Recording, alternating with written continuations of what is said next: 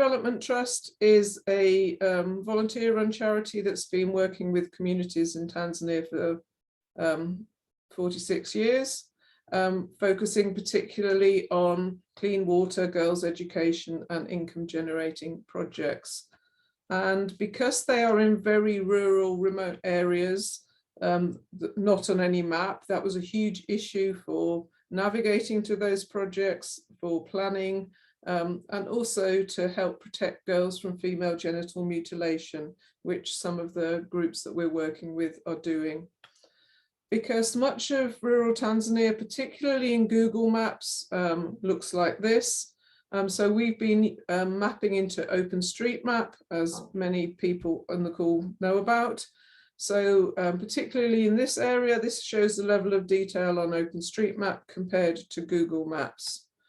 But so there's been a lot of mapping in Tanzania, particularly in places like Dar es Salaam, a big project funded by the World Bank and others about flood resilience. But in rural Tanzania, the situation is very different. Over 10,000 people live in this area, but they were not shown on any map. So over the last 6 and a bit years, we've been mapping. This is a volunteer-run project with global volunteers from all around the world, mapping from satellite images. And we've added over 5.3 million buildings into OpenStreetMap. So using satellite images like this, so tracing around buildings and roads and tagging them. But and compare, this shows you what the track would look like on the ground compared to on a satellite image. So we're using mostly the humanitarian OpenStreetMap tasking manager, which takes an area that we want to map and divides it into a grid, and then people can contribute and trace the buildings or roads depending on the instructions, and then a more experienced mapper will validate it. And then we've been adding details around village names and so on, and also data from open government data such as clinic and school locations. We have a Slack channel, so if anyone's interested in getting involved, I'll post the link in the chat shortly. We've got some badges about learning to map, but and we've got a lot of training videos and so on. But the main thing that we're also doing is training people on the ground in Tanzania to add their local knowledge. So here you can see some people adding information about a water point. There's a water point here and they're adding it to the map.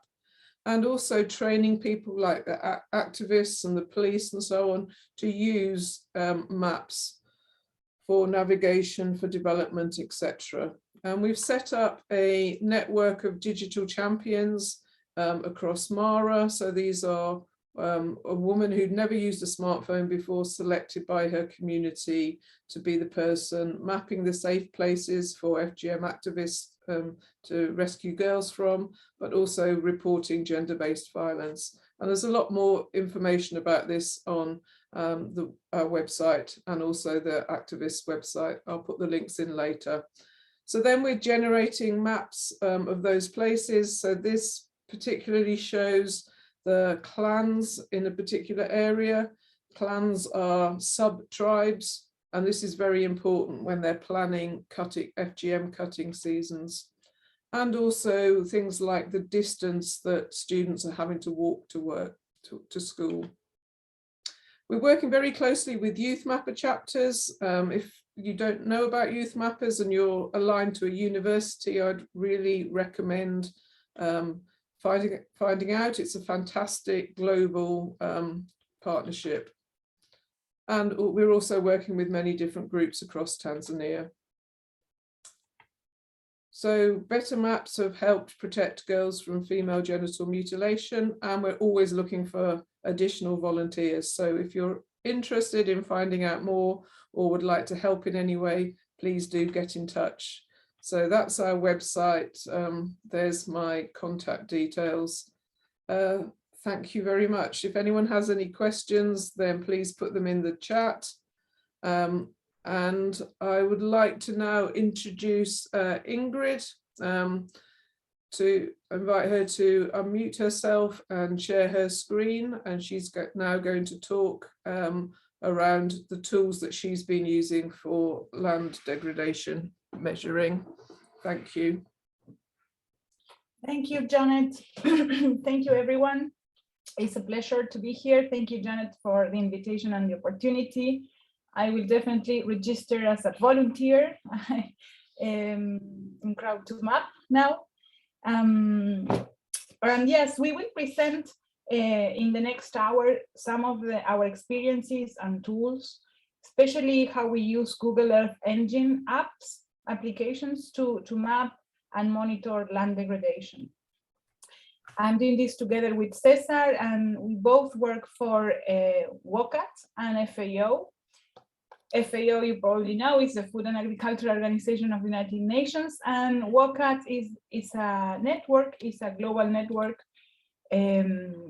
which WOCAT means World Overview of Conservation Approaches and Technologies. You can find more information in this link. And basically what we do, we work for several projects and programs and support countries to implement and document and share knowledge about sustainable land management. So land here is the central focus of our work, and land is our primary source of natural capital, and when it is degraded, land degradation is defined as the loss or reduction in land productivity. And when land is degraded, we lose all the benefits that nature gives us. And we know a lot. Fortunately, there is a lot of knowledge on how to combat land degradation, how to reverse it, reduce it, and avoid it.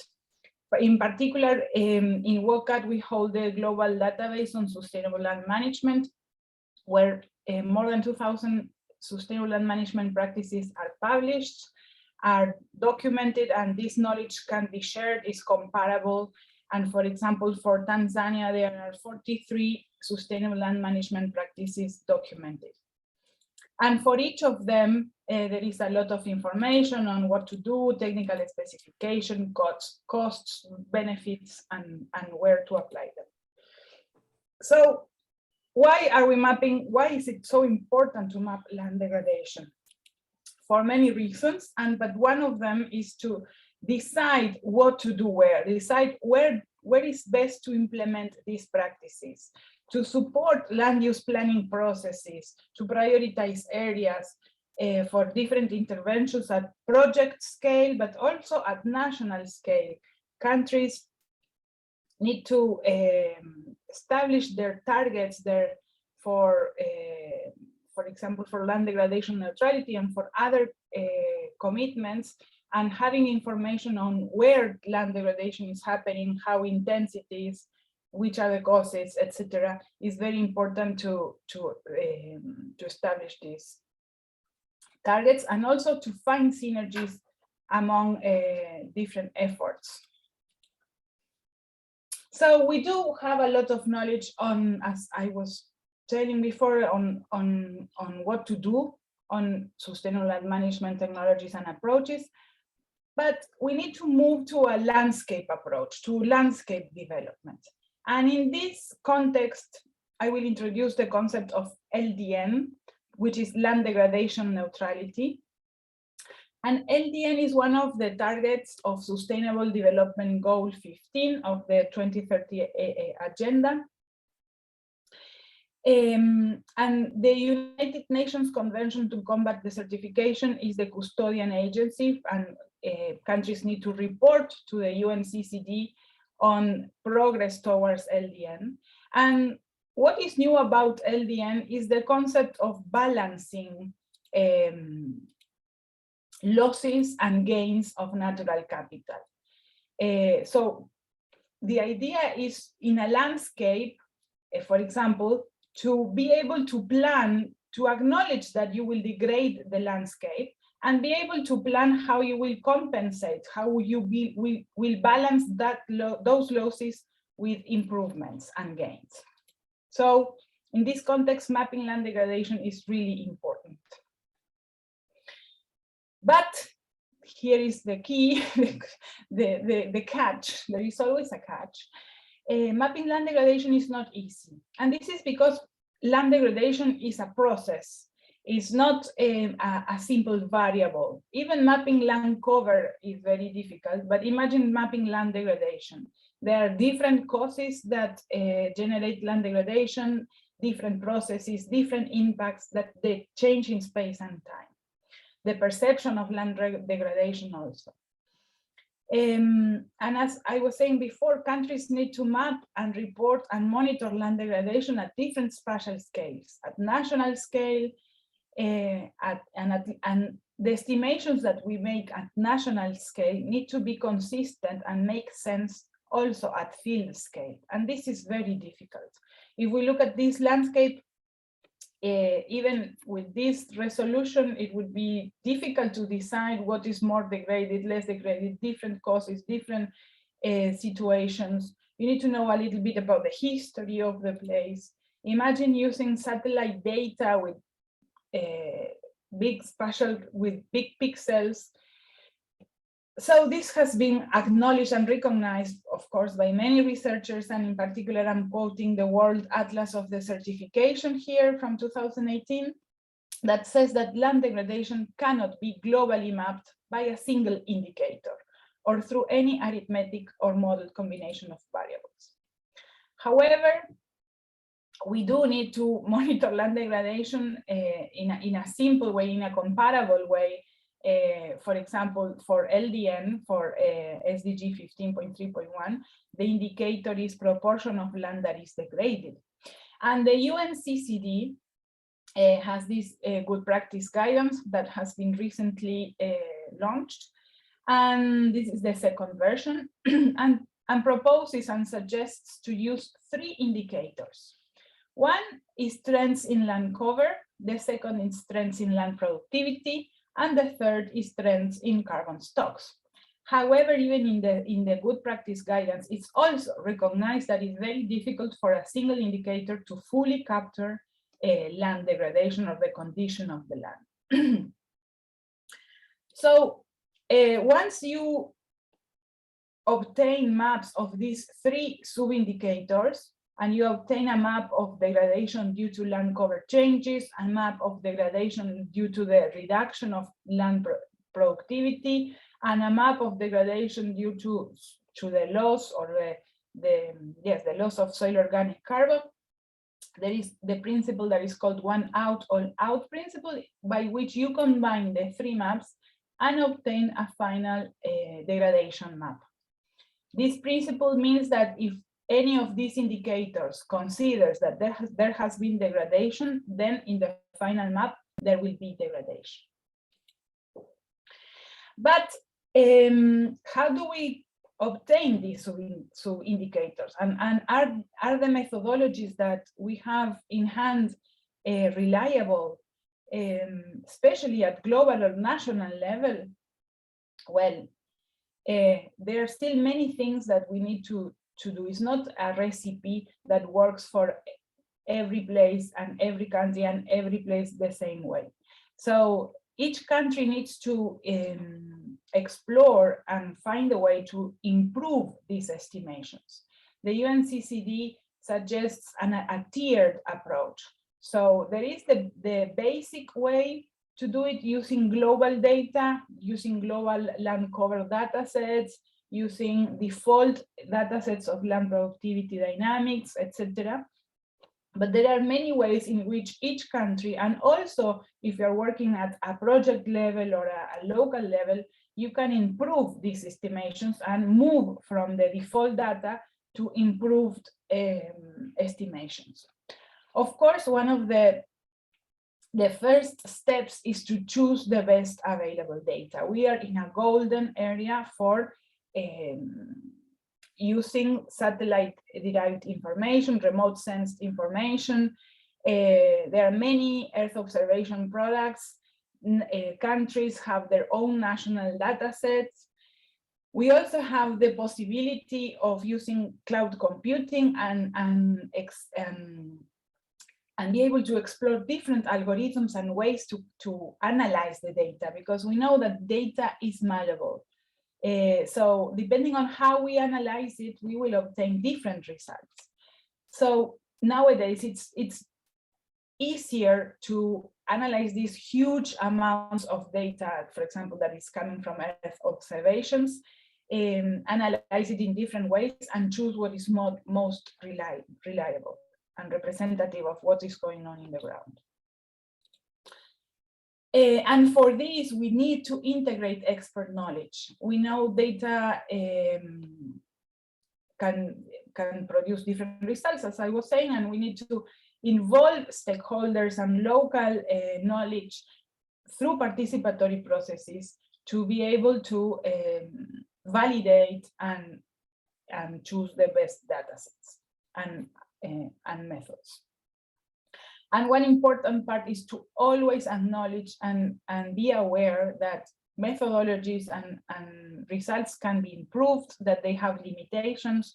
We need to estimate uncertainties, we need to map uncertainties, we can obtain error-adjusted area estimates, because as I was saying before, the indicator for LDN is the proportion of area that is degraded. It's a number, it's not necessarily a map. And many times what we are interested, or what decision makers are interested, is numbers. How many hectares of forests were lost, or how many hectares are degraded.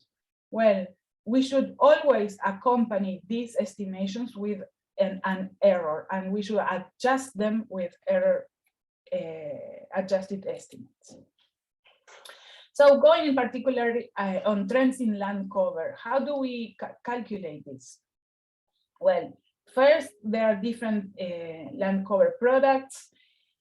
One very important thing is to select a legend that allows monitoring key land degradation processes. And this legend will vary depending on what you are studying. In some areas, well, we will see some examples later. Then we need to decide which transitions are leading to degradation or which are improving. And these are all decisions that national experts and local experts need to make. And of course, validation. In this example of Central Asia and Eastern Europe, this is Kazakhstan, Turkey, that we did for FAO. I'm showing a map of forest consensus map that we did. It's a comparison among 7 different forest maps. And the different colors show how much consensus or agreement there is among these 7 maps. So areas in green indicate areas where the 7 maps agree that there are forests. Great. White is where the 7 maps agree there aren't forests. But we also see that there are many areas that are brown, and these areas show areas where, I don't know, 3 maps said that there is no forest, and 4 maps said that there is forest. So there is a lot of disagreement. And what this shows is that we have to be very careful on what data we are using, of course. And this type of analysis also are useful because they indicate us where we need to put more efforts to better mapping, for example. And going back to the legend for the UNCCD and also the IPCC, there are these 6 classes: forest, grasslands, croplands, wetlands, settlements, and other land, that are usually used for reporting. And what we do with this table is, this is a transition table. So if initially we had forest and it remained as forest, okay, it is stable. If it was grassland and then changed to forests, okay, this is afforestation. And this is, so here we have all the different types of transitions.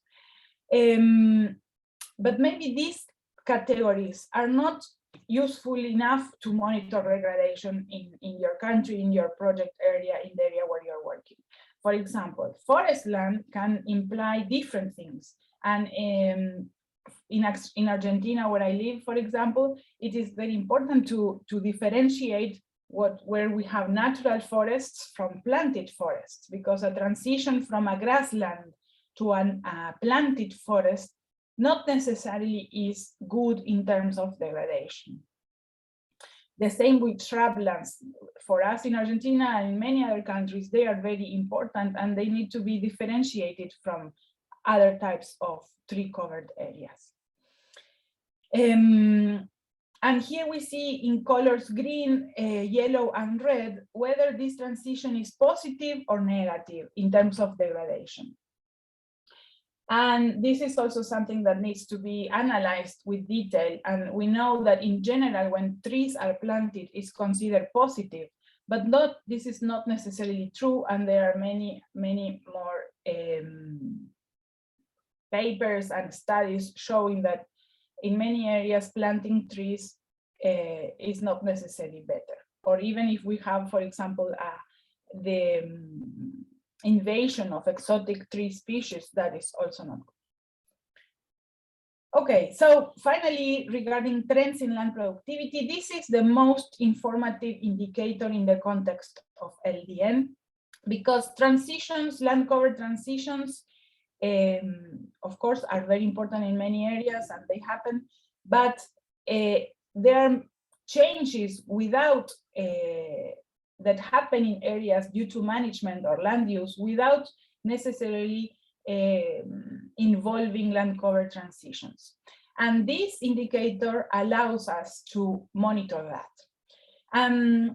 Basically, this is done by analyzing time series of different indices like NDVI, which is the one that you probably know more. This is an index that is related to the health of vegetation. And the great thing about this is that we have a lot of available data on NDVI, of temporal data with quite good spatial resolution. For example, the MODIS data every 16 years, we have a value, it has 200 meter, 250 meter spatial resolution. And we have data every 16 days, which we can analyze. This is 1 year. We can also summarize this information in 1 year. Here we have the peak season, the growing season, and we can have this information for since 2001, so almost 20 years data.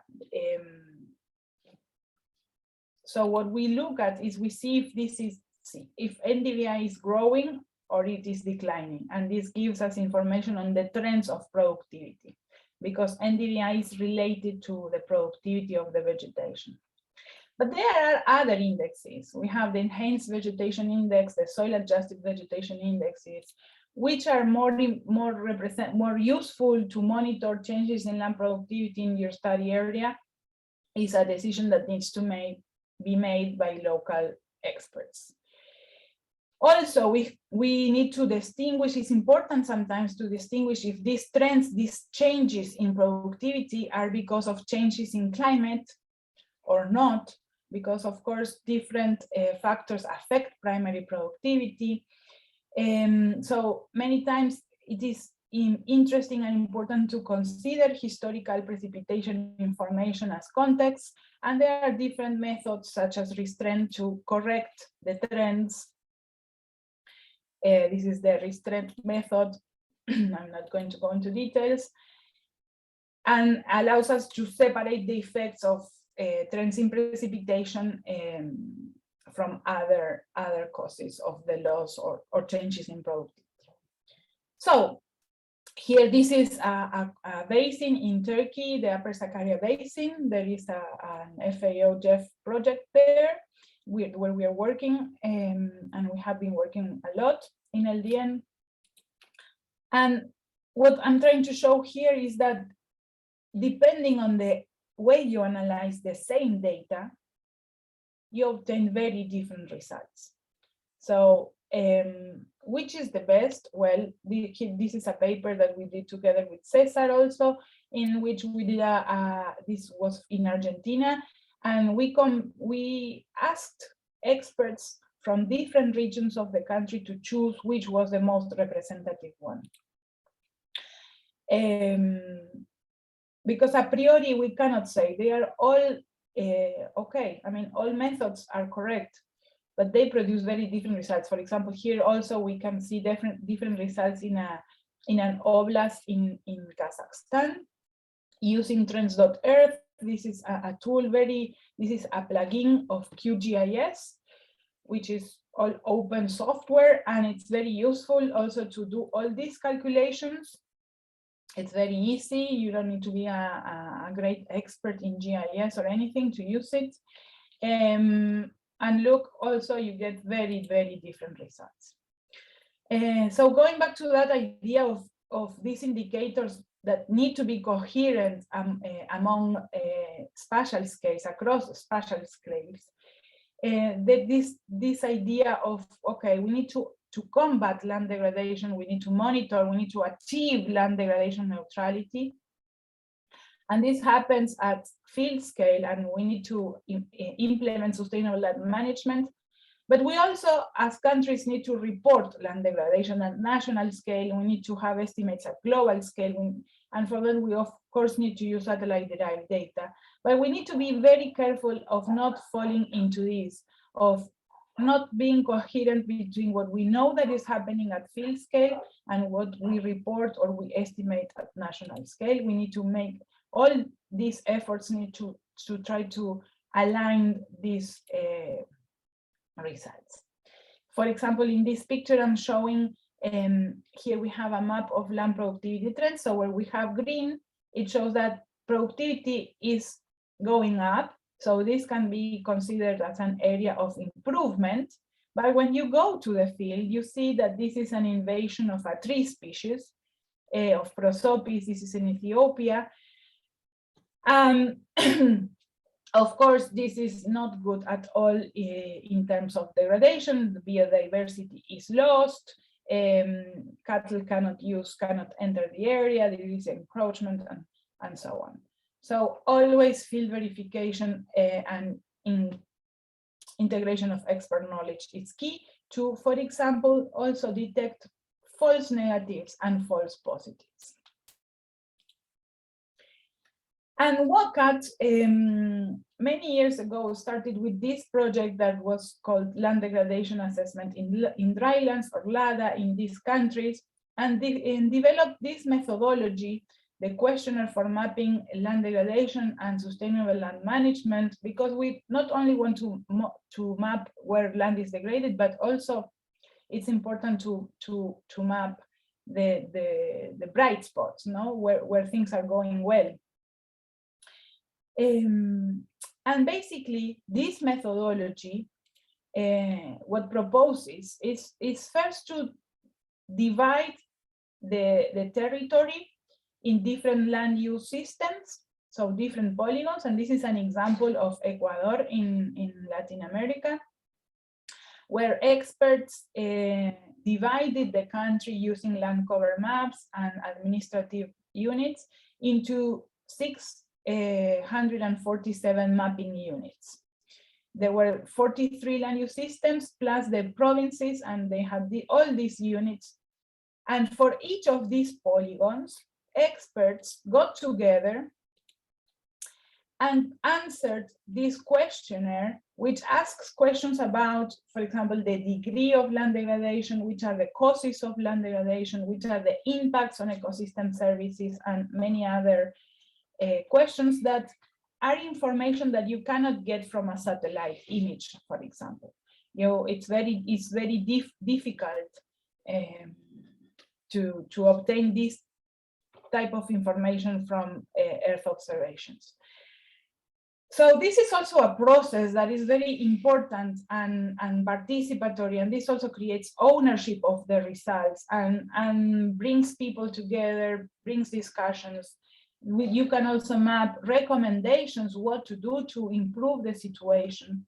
And after answering the questionnaire, you get information for each polygon, and then you can map them and obtain these types of maps. Lately, like very recently this year, 2021, in Ecuador, what we are doing is we are also trying to compare the results of the participatory mapping of land degradation with other indicators such as the land productivity dynamics indicator, and see which areas coincide, which areas agree, which areas do not agree, why, and this brings us to this principle that for us is a guiding principle, and it is what we are using and why we are using Google Earth Engine apps. Because they allow us to implement the convergence of evidence. What do we mean by convergence of evidence? Well, remember we started this presentation saying that the causes of land degradation change in space and time, the processes, etc. So it is very difficult to map land degradation with only one indicator. Okay, then what do we do? Well, let's see the different indicators. Let's see where we have accumulated evidence in one area that different issues that are related to land degradation coexist, for example. Let's add many additional indicators, not only the 3 that are recommended by UNCCD and we were discussing. Soils, many countries monitor and have estimations of soil erosion or soil salinity, topography, texture, etc. Also fires, irrigation, livestock density, different underlying pressures that can make that can increase the vulnerability to degradation. Also climate information, trends in rainfall. We were also talking about the importance of seeing trends in precipitation, aridity, etc. And also other indicators such as where we have key biodiversity areas, protected areas, etc. Because this will also give us information useful to make decisions to where do we start working, where do we put our efforts and investments. So convergence of evidence basically allow us to also have have both global and local information. And the idea is that there is no given result. So experts use this principle, use all this information to obtain an explanation that can vary, that can change when more information appears, for example. But it's understood and it is defined using local context and knowledge. So how do we put this into practice? And this is what I was saying before. Okay, let's take advantage of the tools that we have like Google Earth Engine.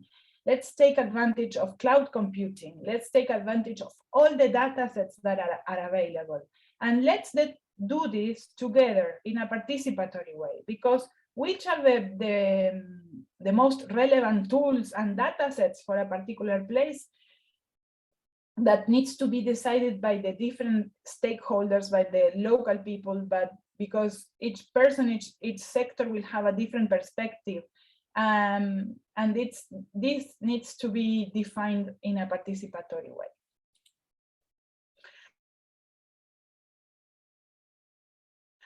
So Google Earth Engine has been extremely valuable to us to do this.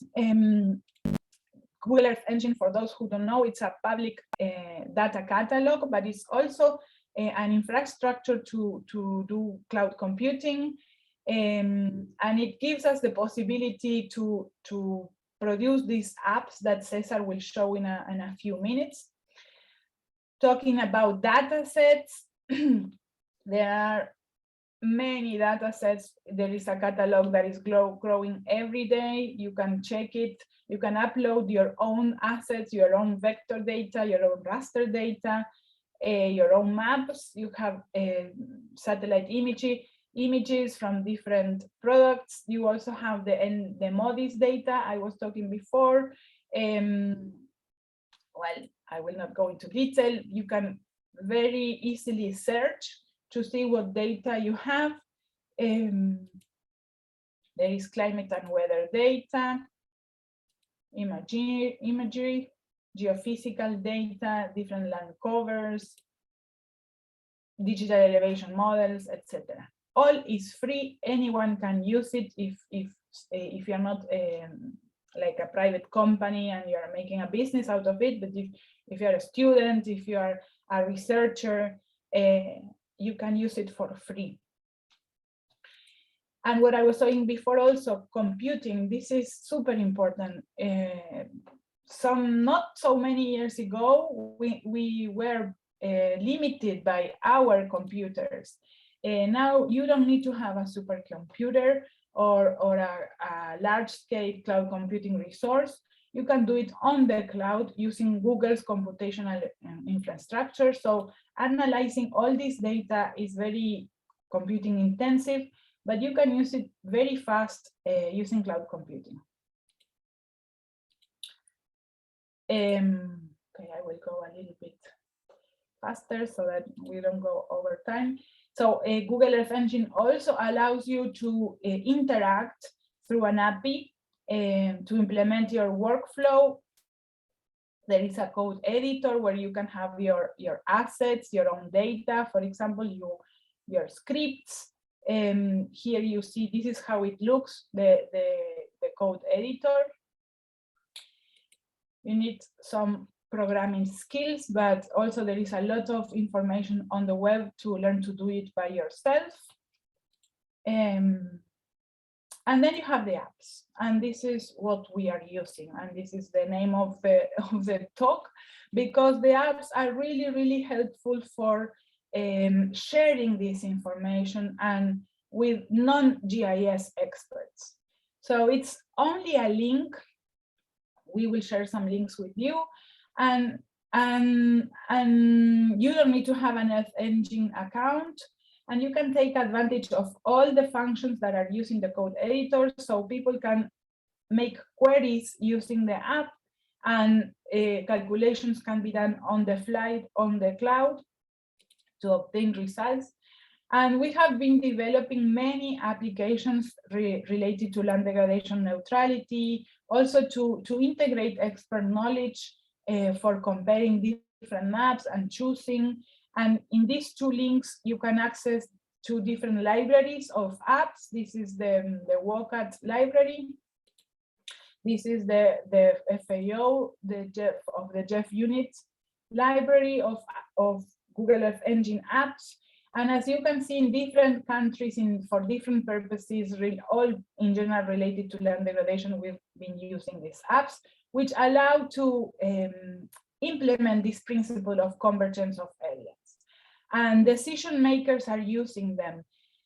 And this is also very good because sometimes we have great tools, but no one uses them. And why do we think that we are being successful in using, in the fact that they are being used, is because they are co-developed. And this process is not that it is a top-down approach, it's very bottom-up. It takes time to decide what is important to map, which data sets, etc. But it's always the best way to produce a product that is useful and meaningful. This is an example here, for example, is one app that we did for the regional overview of land degradation neutrality that FAO did this year on Central Asia and Eastern Europe countries. And we also link it to the WOCAT SLM database. For example, in this case, if you click on a country, you get information for that country. This is Kazakhstan. And here you have the link to the WOCAT database, where you can see, okay, what experiences for combating land degradation have been proven in the country. We also developed these fact sheets, where you can also get a link to the WOCAT database. This is an app we did for Colombia. We also included here some maps of Trends.earth produced by Trends.earth. This is a Jeff project with many institutions in Colombia. And here we included the points of the practices of the SLMs, the practices that were documented in Colombia. And when you click on each of these points, you get information on which is the practice, and you get the link to go to the fact sheet, the report of the practice. So now I think I should stop talking and let Cesar show you what these apps are a concrete example, how fast they work and how easy they can be used.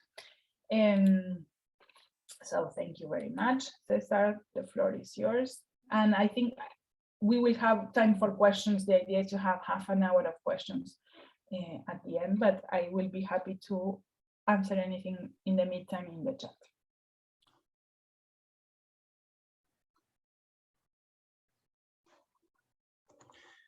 Okay, there are some questions in the chat I've been answering. Hello, my name is Cesar. So I will show you some of the tool briefly that Ingrid was talking about what we work and how we do it. Let me share my screen. Okay. Give me a second, I keep the chat open. Okay. Can you see my screen? Yes. Suppose so. Ingrid? Yes. Yes, Yes, thank you. thank you. Okay, so let me just show you some of the tools. Like Ingrid mentioned, we use a lot like a GIS, we use QGIS. And this is a plugin Ingrid was mentioning. This is Trends Earth. So this is a plugin that attached to QGIS, so you can look for it in the plugins. And here you can get Trends Earth, and you have some different toolbox and algorithm to do some calculation, like a land productivity dynamic maps that you are seeing here. So this is one option, QGIS and Trends Earth. But then most of the stuff we do it in Google Earth Engine. Like Ingrid says, it's a very, very powerful tool. There is this link here. I can put it also in the chat here. So this is Google Earth Engine. You can sign up if you're not for commercial use. It's free, and you can get an account. I will show you very briefly how it looks like, how is like the system and how you can program. I just opened this from the World Atlas of the certification. There is, for example, this layer or this indicator, which is pattern of aridity. This is basically an aridity index. And this is the way it's calculated. So you need to have the average or the total precipitation of each year and the amount of evapotranspiration, and then you divide it for the total amount of year. So basically, once you have an account and you enter into this, you can do a script like this. So here I'm deciding my time, my start year and my end year. I can take one of the many. There are different climatic data sets, and I simply do that. For every year, I get the total amount of precipitation and T, do the computation, and calculate the index. So this is for 2001 to 2020. And if I run it, it will just get all the monthly images of this data set, and it will compute this index for, as you can see, is the whole world very, very quickly and very fast. So we have here Tanzania, and you can see how this aridity index gets calculated in this time period. And from here it's very easy to change. I think these have precipitation from 1960 to current day. So you can easily change the amount of years that you analyze. So here I am analyzing a lot of years of monthly data, and I'm doing it pretty fast. for the whole world.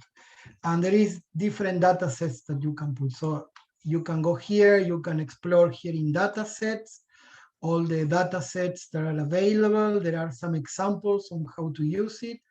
So like Ingrid said, there is a lot of information here that you can use.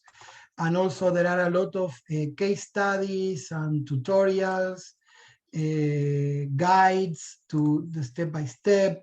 So the system is pretty well prepared for learning and for using all these powerful tools.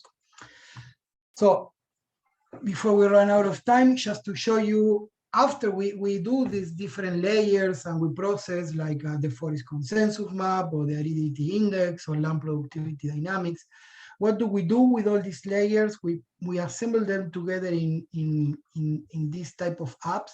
So I already put in the chat, this is the link to the app gallery.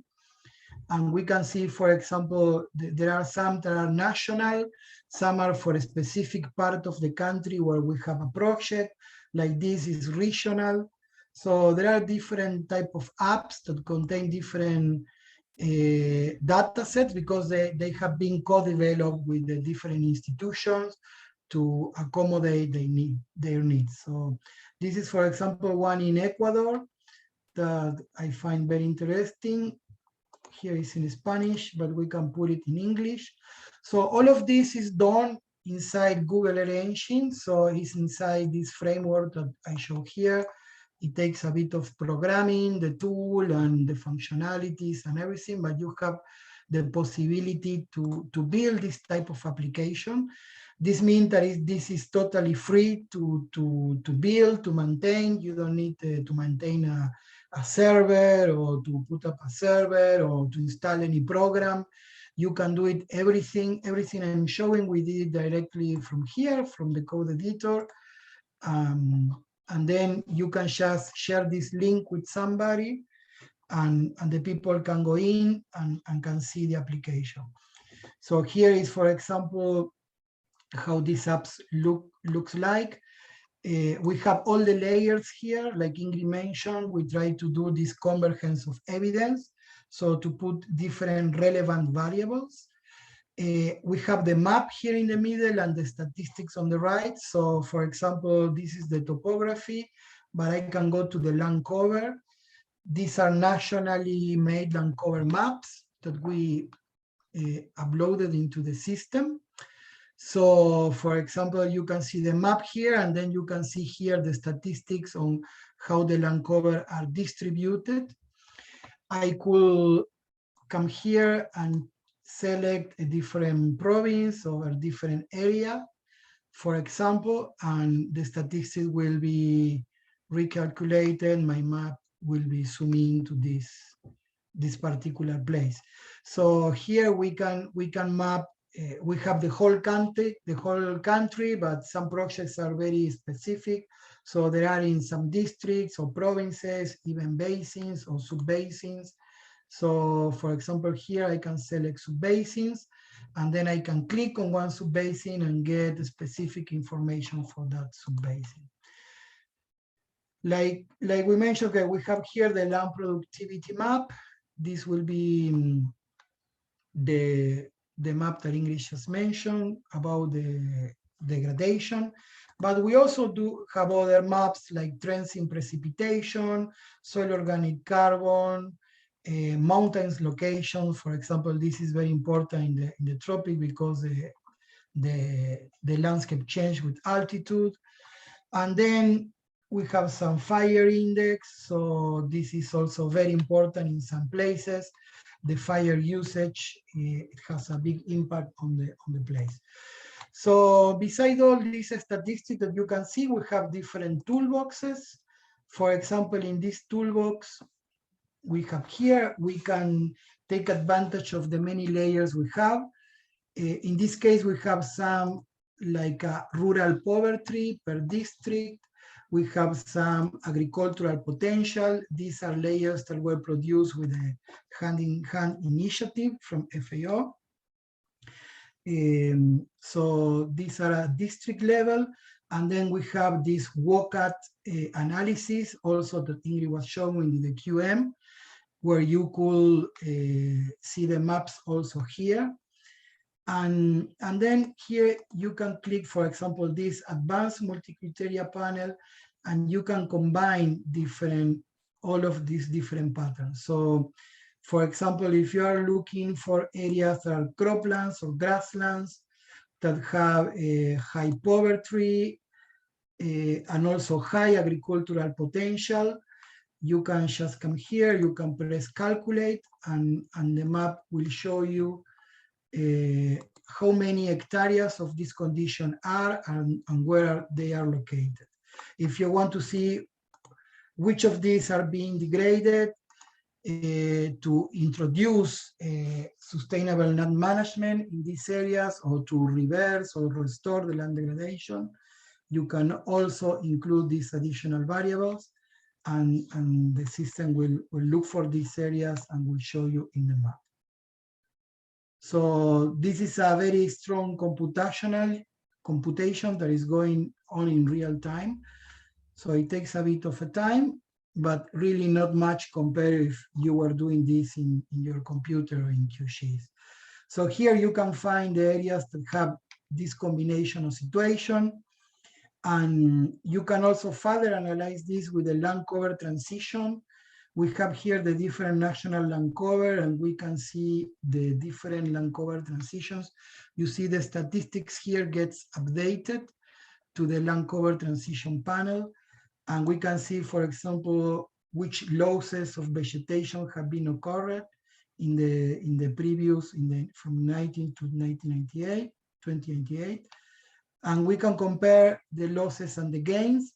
So we see here we've been losing forests, and we've been losing forests because we are changing it to cropland. And this is the area also that was out from my multi-criteria. So in these tools, I also have the possibility of drawing. I can propose, for example, we can make a meeting with other experts and decide, okay, let's apply this sustainable land management practice or this restoration practice.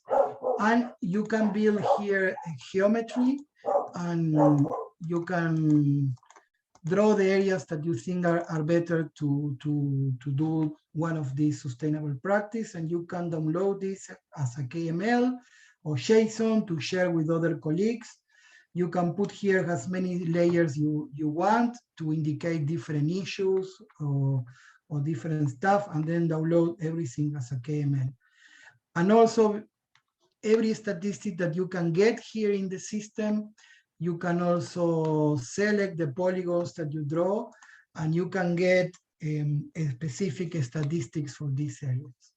So all the statistics that I get from the different panel, for example, how much decline in productivity we have in this area, how much soil organic carbon, percentage of key biodiversity areas or protected area, everything is calculated for the polygon I just prepared. I can see the trend in deforestation, NDVI, and different type of statistics for these areas that I am drawing. So you can draw small plots like a field or project areas and get the statistics for this. And then when you want, you can simply go back to the national level or select another province, basin, or sub-basin. So basically, this is the power that you have with the possibility of doing this type of systems, where you not only are able to share the maps and share the information with other people, but you can also interact with the information through the multi-criteria analysis or land cover analysis. You can draw polygons, and you can make like a type of analysis you will normally do in a GIS, but with only these links. So if you are not a GIS expert and we know it's hard to get all this layer into GIS and to do these simple calculations, but here a decision maker or somebody, anyone can use this tool with very little training and get some meaningful information out of it. So like this from Ecuador, I don't know if I have another one to show you. I think we are almost in the time. This was the Google Earth Engine guides, where you can find a lot of information on how to use Google Earth Engine. And some of these scripts, of the things that we do, we try to publish it, to open. So when you see the E sign in the behind an image, you will get, for example, information on how this data layer was produced. And we're trying always to provide a script. So if you already have a Google Earth Engine account, you from the app, we try to also socialize the methodology and the script. So if you open this script, and it will directly run the same algorithm we used to run here in Ecuador and to get this map, will run for the whole world, and you will be able to take the part of the country or the area that you need. So basically, I mean, this is what we are doing. We are using Earth Engine and QGIS and Transair to build different data layers, and then assembling everything into Google Earth Engine apps to further socialize the data.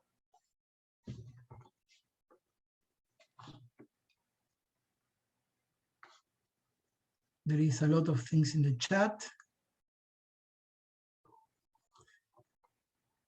So I think we could start with a question and answer part of the webinar. I can share with you, for example, this climate index algorithmic. It will be, for me, as simple as getting here the link, and I can copy paste it in the chat, but you will only be able to open it if you have a Google Earth Engine account, because this will allows you to, it's a link to a script. But if you go to this, for example, the app, when the apps are published, they're open to anyone, and you don't need to script or anything. It's just the functionalities you put. But all the other script to be able to see and change, if you want to change the time or anything, or you change the country and get another country, you need to register. But then with just this link, you will be able to see my whole script and run it and use it and modify it. Same goes for this script from Land Productivity Dynamics, for example, that you will find in some of these, on these dots. So some of them, the scripts are available. Some of them we still need to do it, but little by little we are getting there. I think here I have another script for also for the ones who are interested on having some scripts around and seeing how it works. This is also a script to get this topography that we like to put always at the beginning of our apps. So when you load the app, you can see how is the terrain, how is the ruggedness. So we do this with this script here. It's just basically using a DEM and a hill shade, and then put a color palette on top. So let me get the link. I will copy paste it and put it here also in the chat. Sorry, here in the chat. So with that, you can see, you can have a very different perspective. Normally, when you see the terrain like this in satellite images, it's very hard to understand what you can see when you put this topography on top. It gives you a different idea on when you are and how the mountain ranges, how the things are moving.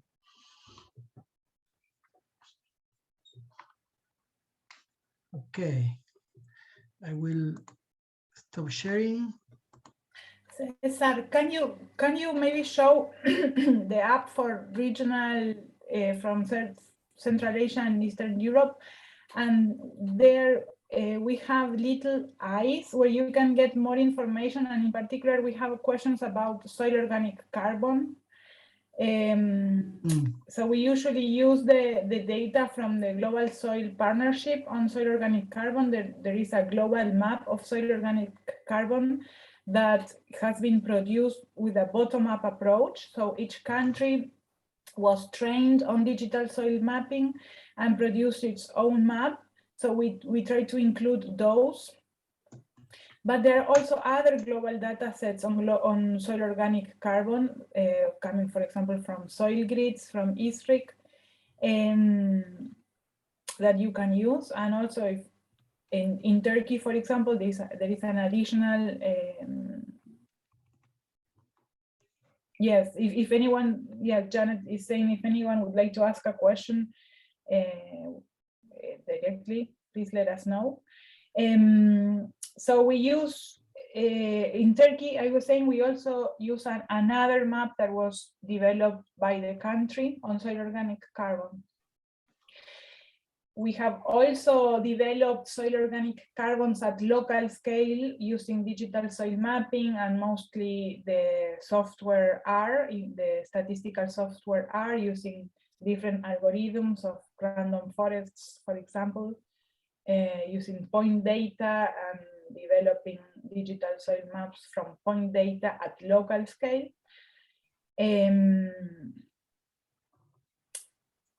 But what we do in the app is basically we first decide which are the layers that we want to add, because there were also questions about, for example, how can this be useful at local scale, for example, for a project. So the app is kind of like the final step, or not necessarily final, because we also are continually developing and improving it. But once you have developed your own maps, or you have maps that are relevant, for example, national maps or local maps at a project scale, the good thing about the app is that it allows any user to visualize them, to compare them, to get the statistics at different scales, as Cesar was showing, to, for example, see the multi-criteria tool is very good because it allows to find areas that meet different criteria. So it's very good for making decisions. But it's not that the app builds the initial layers. It combines them, it analyzes them, but the maps were previously built, such as the SOC map. So here, for example, if you click on the eye of soil organic carbon, Cesar,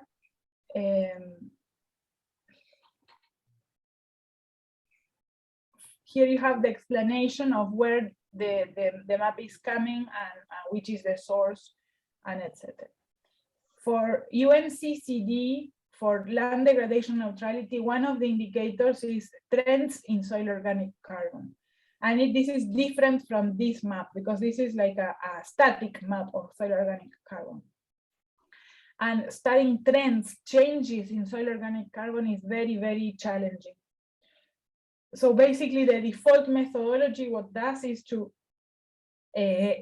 see transitions in land cover and use some previously defined coefficients, conversion factors. So, you know, if you go from a forest to a cultivated land, in 20 years, you will probably lose soil organic carbon.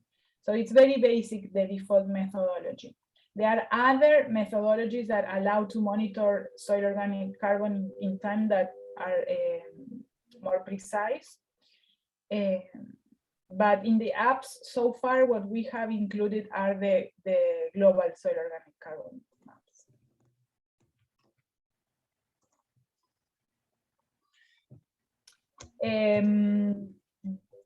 I don't remember. I think the global soil organic carbon map from FAO has 1 kilometer resolution. Yes, it has 1 kilometer resolution. Here I'm just sharing another, if you're interested in soil products, this is the glosses. This is the from FAO. So here there are a lot of maps of global salinity maps, soil organic carbon, soil sequestration, potential maps. So you can load these different maps and get the link here also to download it. So this is the link. I just put it in the chat. So for example, you can see future climate. I don't know why it's not showing. No.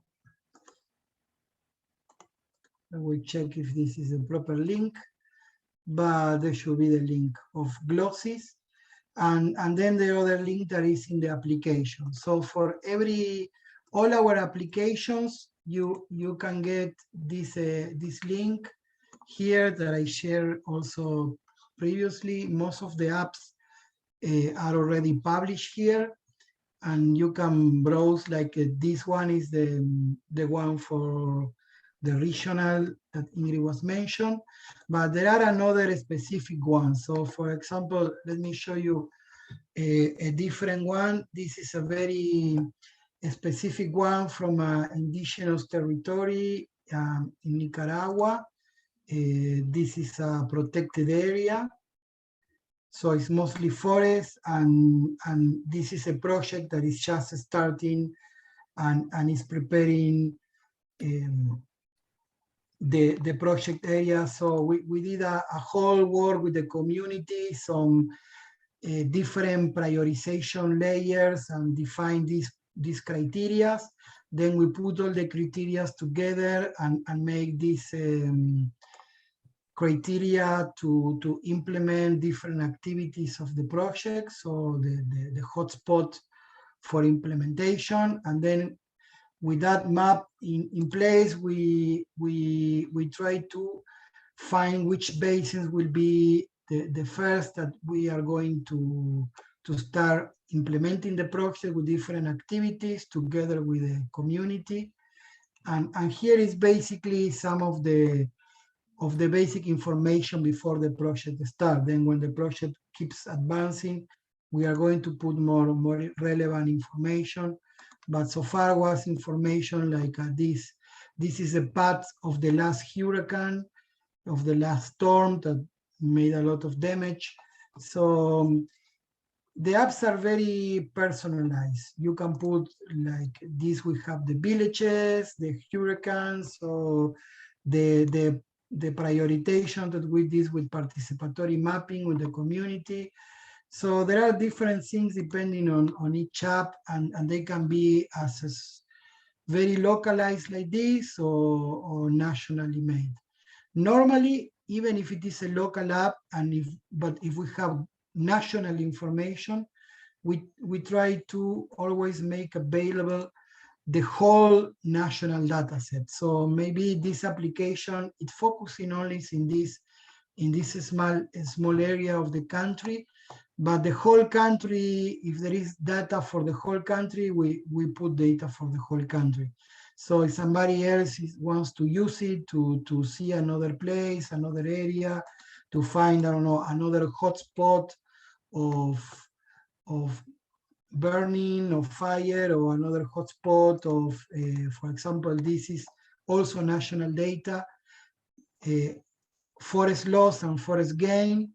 So if you want to see how it is and which other hotspot you can target, the app also works for that. So we try to make it scalable.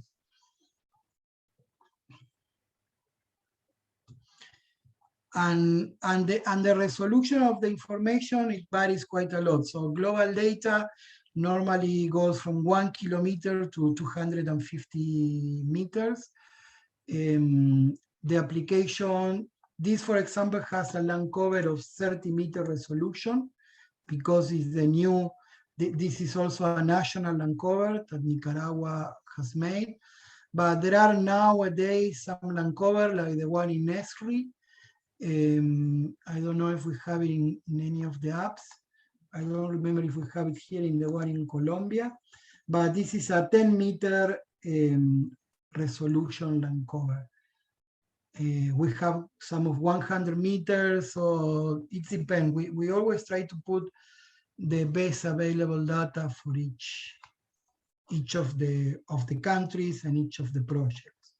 And we always try to put, sometimes we put a lot of layers, we try to put not so much, just the ones we need to make the decisions we want to make.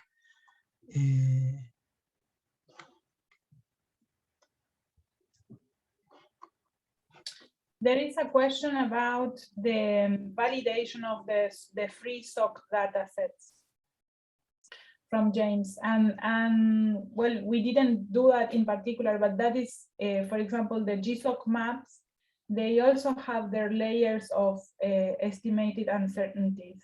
And what we are trying to do now is, maybe you can show it is not finalized or published anywhere, Cesar, but you can show how we are trying to use the 3D to also include the estimations of uncertainties in the maps as a hill shape. So you have like a relief, a 3D surface to show which areas have higher uncertainties, and also to guide where you would need to intensify your sampling efforts. We have that for Turkey, for the potential sequestration of soil organic carbon. Maybe Cesar will show it in a few seconds. And there was also a question about citizen science from Janet. Let me get it. Yes, I was trying to open the glosses platform to show you the maps, the uncertainties, but there are, let me see.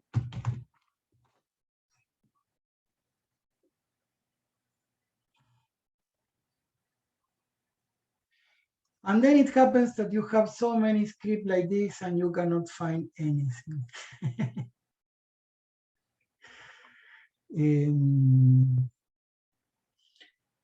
But most of the glosses maps, so the maps that are being done by FAO on GSOC, on potential and everything, they are shared together with the uncertainty layer. So here I found the script.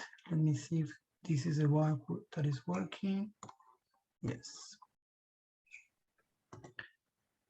So this, for example, what we're seeing here is a scenario.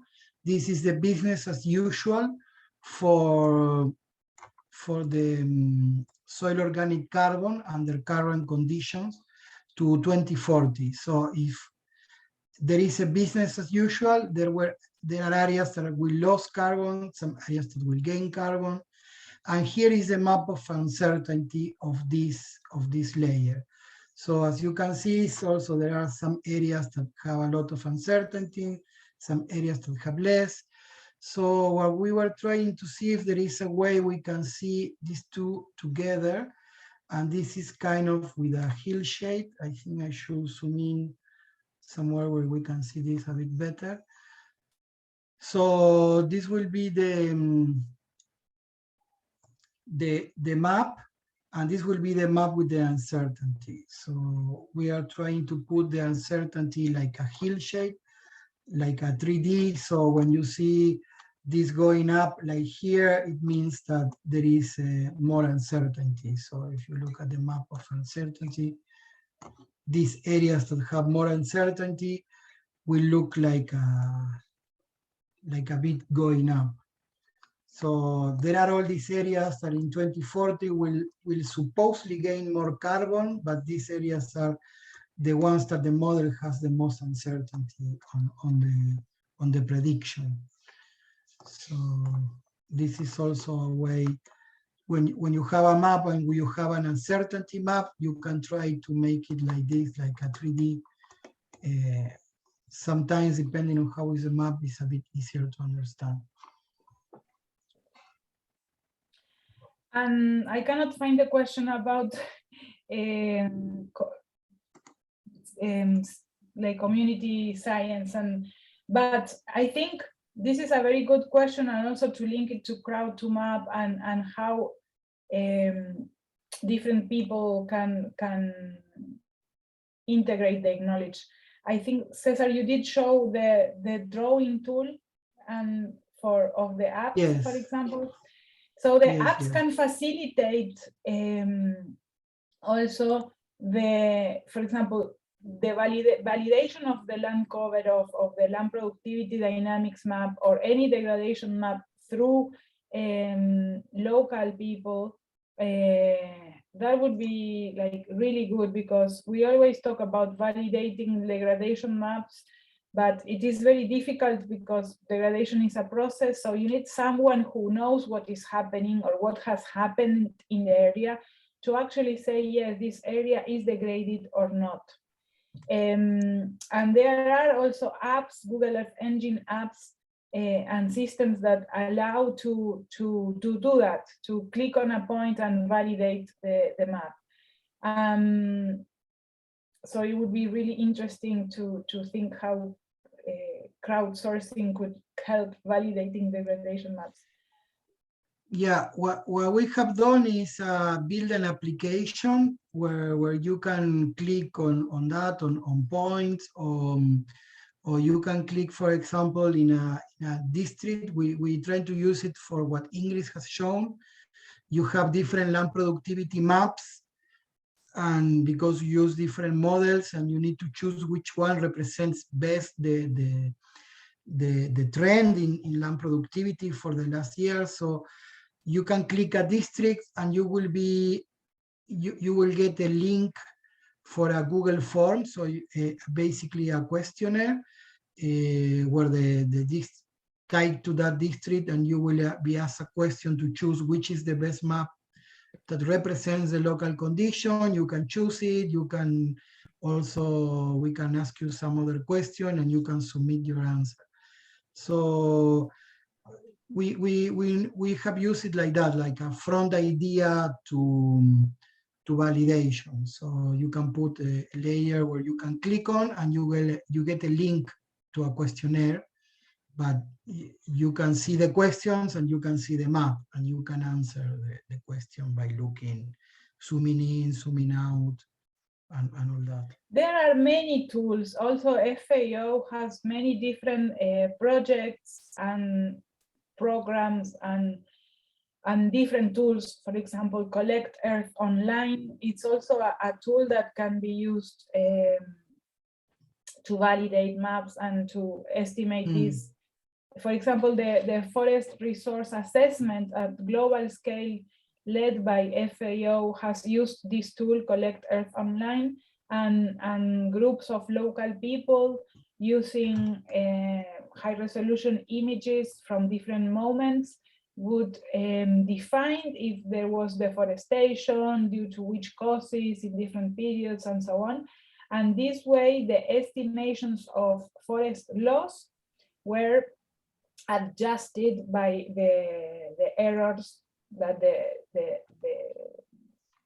that could be found due to,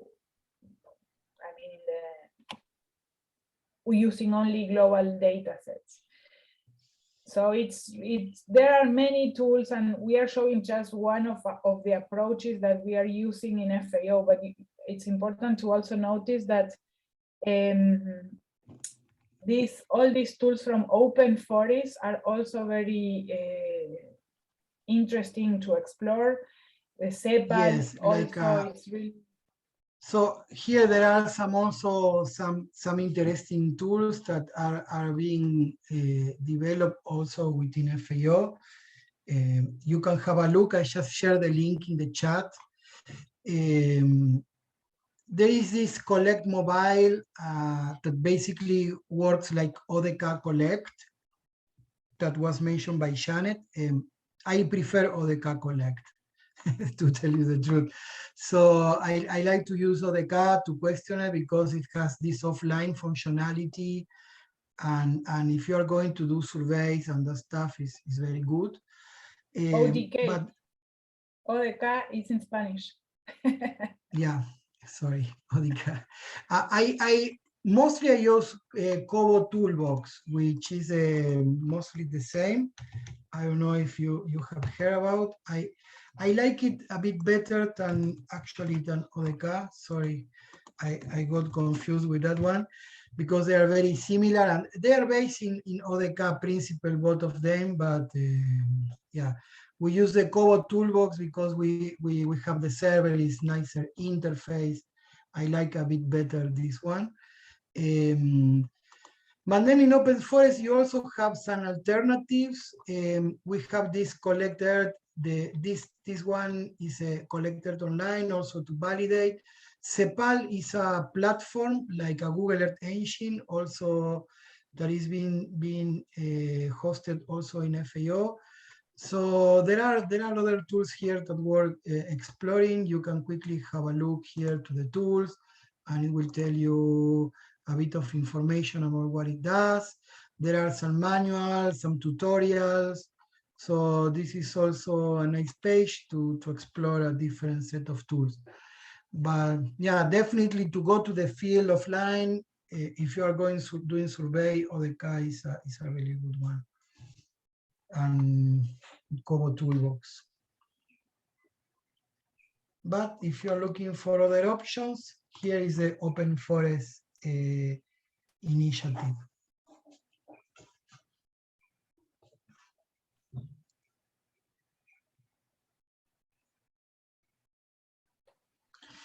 I see the question about link to the GPS.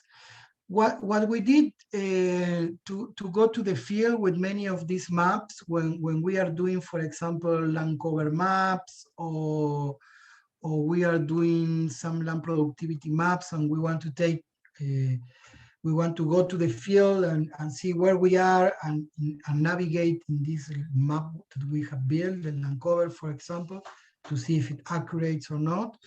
We use it, we normally download it from Google Earth into a TIFF file, so we open it in QGIS, and then we use the mobile application for QGIS. It's called QField. It's allow you to QField. Let me see if I can find it. Yes. So this is an application you can put in your mobile or in your tablet, and you can download it here from the Play Store, and that one you have a project, for example, any sort of project that you have in QGIS. So if I have a project like this with this map, or the other project we were looking at on Colombia with these layers, I can just save my project with all the layers, put it into my tablet or my phone, and then open the project with QField, and I will look the same thing I'm looking in QGIS. But there will be a dot on my location, so I can, for example, download this map into my QField and then drive in the road and see if I am in the green part or in the red part, and have a look on and validate. So QField is also a very interesting tool that we use on Google Play. It's a very nice application, open application for GIS to link to QGIS. No, I don't know how we can integrate QField to ODK. I have no clue if it could be done or not. Also, here there is another one, is LocusGIS. I have used this also in the field. This is a very powerful GIS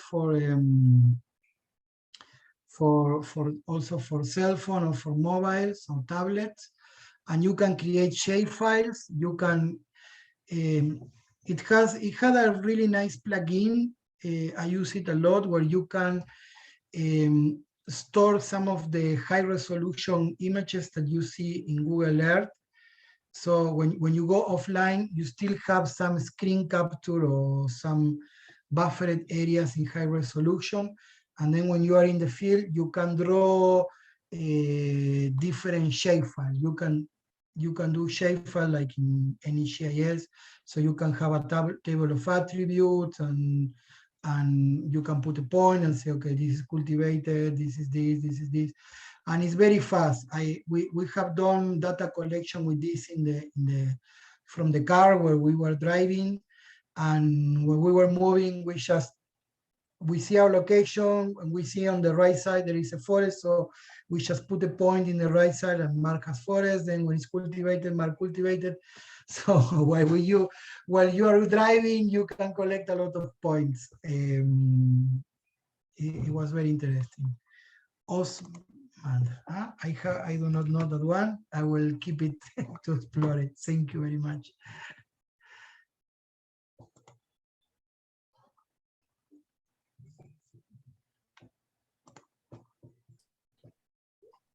Well, thank you so much, Cesar and Ingrid. I don't know if anyone has any last questions, but we're almost at time. So otherwise, I will share the recording and the links from the chat.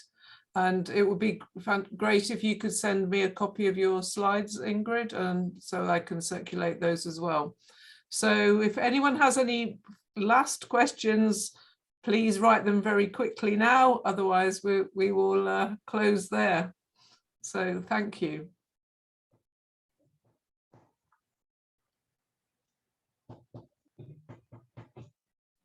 No, thank you all for being there, and thank you, Janet, for inviting us and making this possible. No, thank you, and it would be great to work together, particularly on the Tanzanian project, because we would be very keen for that. We're working with various groups that are doing forestry and agriculture projects in different areas of Tanzania. So yeah, that would be great. You've got the knowledge of what is happening there, so that is what we are looking for to build things that make sense. And so yeah.